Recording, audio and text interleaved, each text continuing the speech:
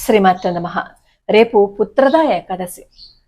సంతానం లేని వాళ్ళు రేపు శ్రావణ ఏకాదశి రోజు నుంచి అంటే పుత్రద ఏకాదశి రోజు నుంచి వచ్చే సంవత్సరం ఏకాదశి వరకు అంటే ప్రతి ఏకాదశికి వ్రతం చేస్తే సంతానం కలుగుతుంది అని చెప్తారు. ఒక్కసారి మనం వీడియోలోకి వెళ్లే ముందు శ్రీకృష్ణ పరమాత్మ పాదపద్మాలకి నమస్కరించి వీడియోలోకి వెళ్ళిపోదాం. మనం అన్ని ప్రయత్నాలు చేస్తూ ఉంటాం. అన్ని ప్రయత్నాలు చేస్తూ భగవంతుణ్ణి మర్చిపోతాం. మనం ఏ ప్రయత్నం చేసినా ఫలించకపోతే అప్పుడు మనం భగవంతుడి పాదాలు పట్టుకుంటాం. అని ఎప్పటికీ మనం భగవంతుణ్ణి వదిలిపెట్టకుండా ఆయన పాదాలు పట్టుకుంటే మనకి మంచిది ఏదో ఆయనే చేస్తారు. భగవంతుడి పాదాలు పట్టుకుంటే మన కర్మ కరుగుతుంది. మనం మంచి చేస్తూ ఉంటే మనం ఏదైతే చెడు కర్మ ఉందో దాన్ని ఎలాగో అనుభవించాలి. కానీ మనం మంచి చేస్తాము అని అనుకోండి, ఈ ఇంటెన్సిటీ కాస్త తగ్గుతుంది. సంతానం లేని వాళ్ళు చాలా మంది నాకు మెసేజ్లు పెడుతూ ఉంటారనమాట. మొన్న మధ్య తాడేపల్లిగూడెంలో కూడా యాగం చేసినప్పుడు అక్కడికి వచ్చి ప్రసాదాన్ని తీసుకుంటే కొంతమందికి సంతానం కలిగింది.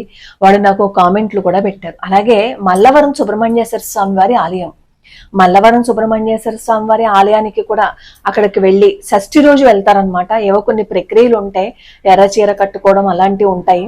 అలా గనక చేసినట్టు కలిగిందని చెప్పి నేను ఆ వీడియో చేసినప్పుడు కూడా నాకు కింద కామెంట్లో పెట్టారు. అలాగే తమిళనాడులో ఒక ఆలయం ఉందన్నమాట. దాని గురించి కూడా నేను ఛానల్లో చేశాను వీడియో. మరి ఇప్పుడు ఆ ఆచారాన్ని ఇంకా వాళ్ళు పాటిస్తున్నారో లేదో అయితే నాకు తెలియదు, కానీ నేను వీడియో చేసే సమయానికి మాత్రం ఆ పద్ధతి ఉందన్నమాట. అసలు వేపిన పెసలు మొలకెత్తుతాయి, అసలు మొలకెత్తవు కదా. కానీ ఆ ఆలయంలో ఏం చేస్తారంటే కొంచెం ఒకసారి పెసలను వేపేసి ఎవరికైతే సంతానం లేదో వాళ్ళు అక్కడ తీర్థంలో స్నానం చేసి వచ్చిన తర్వాత ఈ పెసలని కొంగులో వేసి ముడికడతారట. 3 రోజుల పాటు అక్కడ నిద్రిస్తే పెసలు మొలకెత్తుతాయట. అలా మొలకెత్తితే సంతానం కలుగుతుంది అని చెప్తారు. అసలు వేపిన పెసలు మొలకెత్తడమే ఒక వింత అయితే మరి అదే భగవంతుడి దయండి. మనం అనుకుంటాం అన్ని మన చేతుల్లో ఉన్నాయని అనుకుంటాం, ఏది మన చేతుల్లో లేదు.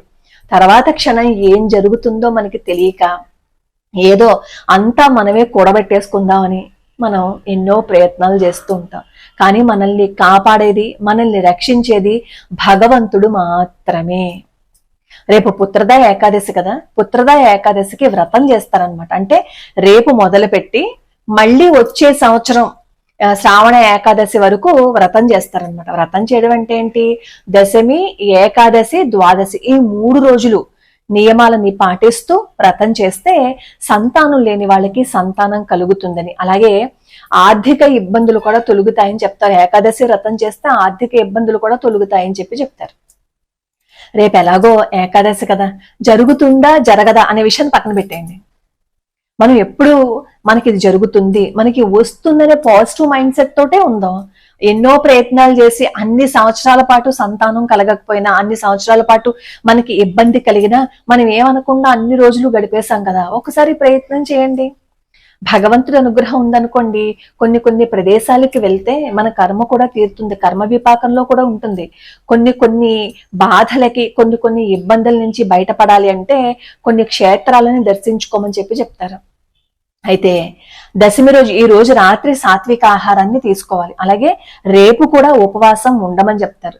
పళ్ళు లేదు అంటే ఏదైనా కాస్త పలహారం తీసుకోండి. అసలు పూర్తిగా ఆహారం మానేస్తే అసలు వల్ల కాదు కదా, శరీరం నిలబడదు కదా. కాబట్టి కాస్త పళ్ళు అవి తీసుకోండి, పాలు అవి తీసుకోండి. అలా తీసుకుని రేపు భగవన్ నామ స్మరణ చేయండి. ఏకాదశి కదా, విష్ణు సహస్రనామ స్తోత్రము, అలాగే గజేంద్ర మోక్షణం జరిగిన ఘట్టం కూడా రేపే అని చెప్తారు. కాబట్టి గజేంద్ర మోక్షణ ఘట్టం పారాయణ చేయండి. గజేంద్ర మోక్షణ ఘట్టం పారాయణం చేస్తే ఎన్నో ఇబ్బందుల నుంచి బయటపడిపోతాం, ఎన్ని కష్టాల నుంచో బయటపడిపోతాం. గజేంద్రుడిని రక్షించలేదా స్వామివారు? నా వల్ల కావట్లేదు, నన్ను రక్షించయ్యి అంటే స్వామివారు వచ్చి రక్షించలేదా? అలాగే మనల్ని కూడా మనకున్న కష్టాల నుంచి, మనం పడుతున్న బాధల నుంచి స్వామివారు బయటకు తీసుకొస్తారు. ఆయన అనుగ్రహం మనకి ఉంటుంది. అయితే ఈ పుత్రద ఏకాదశికి సంతానం కలుగుతుంది వ్రతం చేస్తేనే నేనేమి నా నోటి మాటతో చెప్పట్లేదు. శ్రీకృష్ణ ధర్మరాజ సంవాద రూపంలో ఈ పుత్రద ఏకాదశి కథలోనే ఉంటుందన్నమాట. ఒక రాజుగారికి సంతానం లేదు. పాప ఆయన చక్కగా రాజ్యాన్ని పరిపాలిస్తూ ఉంటారు. అందరినీ కన్న బిడ్డల్లాగా చూసుకుంటూ ఉంటారనమాట. ఒకసారి ఆయన ఆ రాజ్య ప్రజలతో మాట్లాడతారు, గురువులతోటి వాళ్ళందరితోటి మాట్లాడతారు. నాకు తెలిసి నేనేం తప్పు చేయలేదు, కానీ నాకు సంతానం ఎందుకు కలగట్లేదో నాకు అర్థం కావట్లేదు అంటే, అక్కడ ఉన్న మునులు ఋషులు ఉంటారు కదా, ఆస్థాన పండితులు ఉంటారు కదా, ఒకసారి మీరు ఇక్కడ మహర్షి ఉన్నారు, లోమస మహర్షి, ఆయన దగ్గరకు వెళ్ళండి, ఆయన మీకు ఏదైనా ఒక ఉపాయాన్ని చెప్తారు, మీకున్న ఈ బాధ నుంచి బయటపడే మార్గం చెప్తారని చెప్తే లోమస మహర్షిని కలుసుకుంటారనమాట ఈ రాజుగారు. అప్పుడు మహర్షి రాజు ఏం తప్పు చేశారు అనేది దివ్య దృష్టితో చూస్తారనమాట. క్రిత జన్మలో ఒక ఆవు పాపం దాహంతో ఉండి నీళ్లు తాగుతూ ఉంటే నీళ్లు తాగనివ్వకుండా బయటకు గెంటేస్తారనమాట. ఆ పాపమే ఈ జన్మలో అతన్నేమో సంతానం లేకుండా బాధ పెడుతోంది. అలాగే క్రిత జన్మలో అతను తెలియకుండానే ఏకాదశి రోజు ఉపవాసం ఉన్నాడు, ఆ పుణ్యం వల్లే రాజుగా ఉన్నాడు. పుణ్యం అయితే ఎలా వచ్చిందో పాపం కూడా మనతో పాటే వస్తుంది కదా, ఆ పాపమే ఇతనికి కొట్టింది, అందుకే సంతానం లేదు అని చెప్పి ఈ పుత్రద ఏకాదశి వ్రతం చేయమంటారనమాట. అలాగే నీ రాజ్యంలో ఉన్న వాళ్ళందరూ కూడా పుత్రద ఏకాదశి చేసి ఆ వ్రత ఫలితాన్ని గనక నీకు ధారపోసినట్లయితే నీకు సంతానం కలుగుతుంది అంటారు. అలా ఆ రాజు పుత్రద ఏకాదశి వ్రత పాలన చేసి సత్సంతానాన్ని పొందుతారనమాట. ఒకసారి ప్రయత్నం చేయటంలో తప్పేం లేదు కదా. మనం ఆ స్క్రోలింగ్ చేస్తూ ఉంటాం యూట్యూబ్ లో వీడియోస్ కదా, మనకి పనికిరానివి ఎన్నో చేస్తూ ఉంటాం, సమయాన్ని ఎంతో వృధా చేస్తూ ఉంటాం. భగవంతుడికి దగ్గరగా భగవంతుడి పాదాలు పట్టుకున్నాము అని అనుకోండి, ఏ అద్భుతమైనా జరగచ్చు, అది మనం ఏం చెప్పలేం. అలాగే సంతానం లేని వాళ్ళు పొద్దున్నే లేచి సూర్యోదయం అవుతూ ఉంటుంది కదా, అప్పుడు ఇలా చెంగు చాచి నాకు సంతానాన్ని ఇవ్వు, ప్రత్యక్ష భగవానుడు సూర్య భగవాను అడగండి. మనకి ఏదైనా బాధ వచ్చినా ఏదైనా కష్టం వచ్చినా ఎవరైనా సరే దాని నుంచి బయట పడేయలేరు, కానీ భగవంతుడు మాత్రం ఆ కష్టం నుంచి ఆ బాధ నుంచి బయట పడేస్తారు. కాబట్టి మీకు ఎవరికైనా సరే పూర్తి నమ్మకం పెట్టుకుని సంతానం లేదు అని బాధపడుతున్న వాళ్ళు ఈ ప్రయత్నం చేయండి, చేయడంలో తప్పేం లేదు కదా. అలాగే మల్లవరం ఆలయానికి వెళ్లే మాట అయితే ఆ ఆలయానికి కూడా ఒకసారి వెళ్ళిరండి. ఆ ఆలయానికి సంబంధించి మనకి ఛానల్లోనేమో వీడియో ఉంది, అలాగే ఒకసారి గూగుల్ చేస్తే అందులో వివరాలు కూడా తెలుస్తాయి, ఆలయం ఎక్కడుంది అనేది కూడా తెలుస్తుంది కదా. వెళ్ళిరండి, పుణ్యక్షేత్ర దర్శనం చేస్తే మన కర్మ కరుగుతుంది. అలాగే సంతానం లేని వాళ్ళు ఏం చేస్తారు తెలుసా, సప్తసాగర యాత్ర చేస్తారు. చొల్లంగి అమావాస్య వస్తుంది చూసారా, ఆ చొల్లంగి అమావాస్య రోజున సప్తసాగర యాత్ర మొదలు పెడతారు. అలా యాత్ర మొదలు పెడితే సంతానం కలుగుతుంది అని చెప్తారు. అలాగే మనం పుణ్యక్షేత్రాలకు వెళ్ళినప్పుడు ఆ తీర్థంలో స్నానం చేయకుండా వచ్చేస్తూ ఉంటాం, కానీ దంపతులు ఇద్దరు కొంగు ముడివేసుకుని చేయి పట్టుకుని ఒకేసారి ములుగుతూ ఉంటేట, అలా తీర్థాల్లో ములుగుతూ వస్తూ ఉంటే సంతానం కలుగుతుంది అని చెప్తారు. కానీ ఆ తీర్థంలో స్నానం చేసేటప్పుడు మాత్రం కొన్ని జాగ్రత్తలు తీసుకోండి. మీరు చెప్పారు మేము వెళ్ళి మునిగేసాము అని చెప్పి దయచేసి అనద్దు. మనం ఏం చేసినా భక్తితో చేద్దాం, శరణాగతితో చేద్దాం. అయ్యా నా వల్ల కావటం లేదు, నువ్వు తప్ప నాకు ఈ కష్టం నుంచి బయటపడేసే వాళ్ళు ఎవరున్నారు అని ఆయన్ని అడగండి.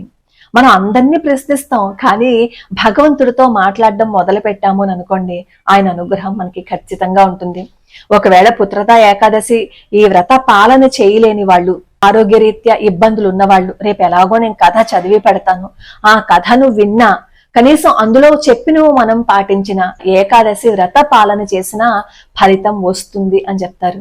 ప్రయత్నించండి, మరిచిపోకండి. రేపు పుత్రద ఏకాదశి కాబట్టి ముందే నేను గుర్తు చేస్తున్నాను, ఎందుకంటే రాత్రి పలహారం తీసుకోవాలి కదా, ఈ రోజు అలాగే విష్ణుమూర్తిని పూజించుకోవాలి కదా, ఉల్లిపాయ వెల్లుల్లిపాయ తినకుండా ఈ రోజు కూడా సాత్విక ఆహారం తీసుకోవాలి కాబట్టి నేను ముందే ఈ వీడియో చేస్తున్నాను. లోకా సమస్తా సుఖినో భవంతు, సర్వే జనా సుఖినో భవంతు.